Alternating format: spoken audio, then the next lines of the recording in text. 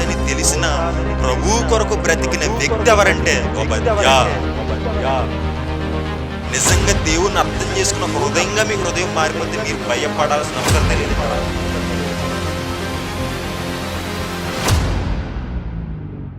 అంటే దేవుని కోసం బ్రతికే ప్రవక్తలను యెజబెల్ అనేటువంటి ఒక స్త్రీ చంపేస్తుంటే వాళ్ళందరినీ గుహలో దాచిపెట్టి పెంచుతున్నాడంటే ఎవరండి? అహాబు. అంటే మీరు ఆలోచించండి, ఇక్కడ సందర్భం చిన్నదే రాసి మనం ఒక్కసారి లోపలికి వెళ్ళి ఆలోచిద్దాం. యెజబెల్ ఎలాంటిదంటే, ఎవరైనా దేవుని కోసం బ్రతికే వాళ్ళు ఉంటే వాళ్ళని అడ్డంగా నాలికి చీర్చాడు, వాడిని చంపాడు, చిత్రహింసలు పెడతాది అనమాట.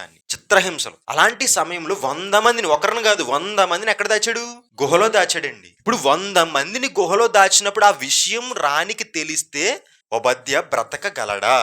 మీరు ఆలోచించండి. ఇలా చేస్తున్నాడు ఓబద్యా అనేటువంటి విషయం యెజబెలుకి తెలిస్తే ఓబద్యాని బ్రతకనిస్తుందా రాణి? బ్రతకనిస్తుందా? ఎంత దారుణంగా హింసలు పెడతదంటే చావు కనిపించదు, నొప్పి భరించలేనంత విధంగా ఉంటది. చంపదు, చంపకుండా ఎన్ని విధాలుగా బాధలు పెట్టాలి దాన్ని విధాలుగా బాధలు పెట్టగలదు ఆ స్త్రీ. నిజంగా చెప్తున్నాను చూడండి, ఒక స్త్రీ ప్రపంచాన్ని మార్చగలదు, అదే స్త్రీ ప్రపంచాన్ని చెడగొట్టగలదు. అర్థమైందా?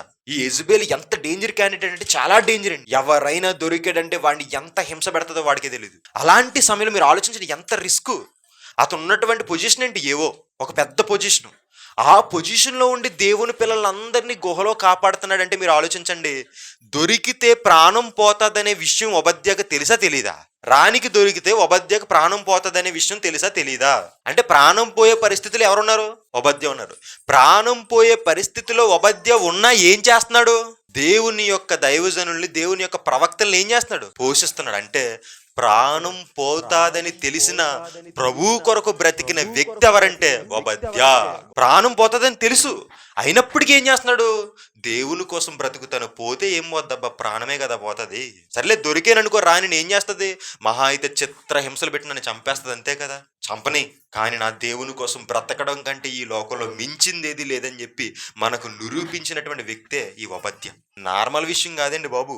గుహలో దాచిపెట్టి వాళ్ళకి ప్రతిరోజు భోజనం పెట్టాలంటే, 100 మందికి ప్రతిరోజు భోజనం పెట్టాలంటే నువ్వు పెట్టగలవా?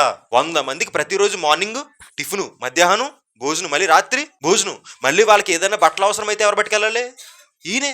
వాళ్ళకి ఏదైనా సబ్బులు అయిపోతే ఎవరు పట్టుకెళ్ళాలి? ఈయనే. వాళ్ళకి ఏదైనా దాహం వేస్తే ఎవరు పట్టుకెళ్ళాలి? ఈయనే. ఒకవేళ అందులో ఉన్నటువంటి దైవజనులకి ఎవరికైనా అనారోగ్య పరిస్థితి వస్తే ఆలోచించాలి. ఎవరికైనా అనారోగ్య పరిస్థితి వస్తే మళ్ళీ మెడిసిన్ ఎవరు పట్టుకెళ్ళాలి? ఏంటి ఈ సమయంలో ఇన్ని చేస్తున్నప్పుడు ఎక్కడో దగ్గర ఎవరికొరకు డౌట్ రాదంటారా?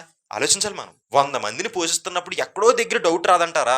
100 మందిని కిడ్నాప్ చేసాం అనుకోండి, సపోజ్ కిడ్నాప్ చేసి ఒక దగ్గర దాచిపెట్టి వాడిని ఎలా దాచిపెట్టి ఎంతకాలం దాచిపెట్టగలం? ఏదో ఒక రోజు ఏమైపోద్ది? బయటపడిపోద్ది, అవునే కదా.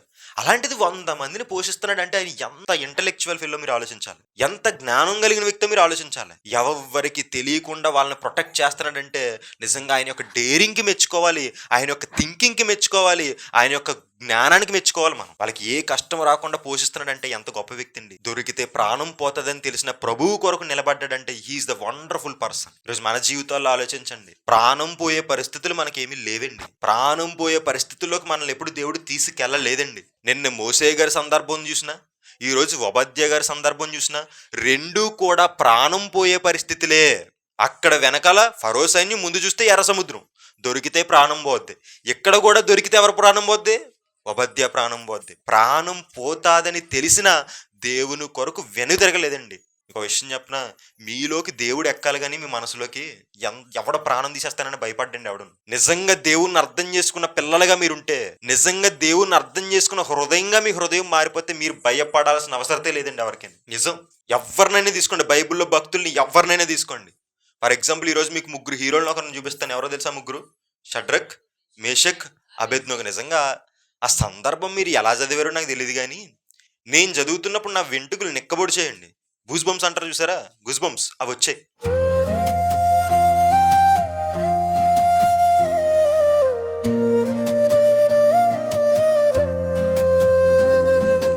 మోషే ప్రార్థించగా మన్నాను కురిపించితివి. మోషే ప్రార్థించగా మన్నాను కురిపించితివి. యెహోషువ ప్రార్థించగా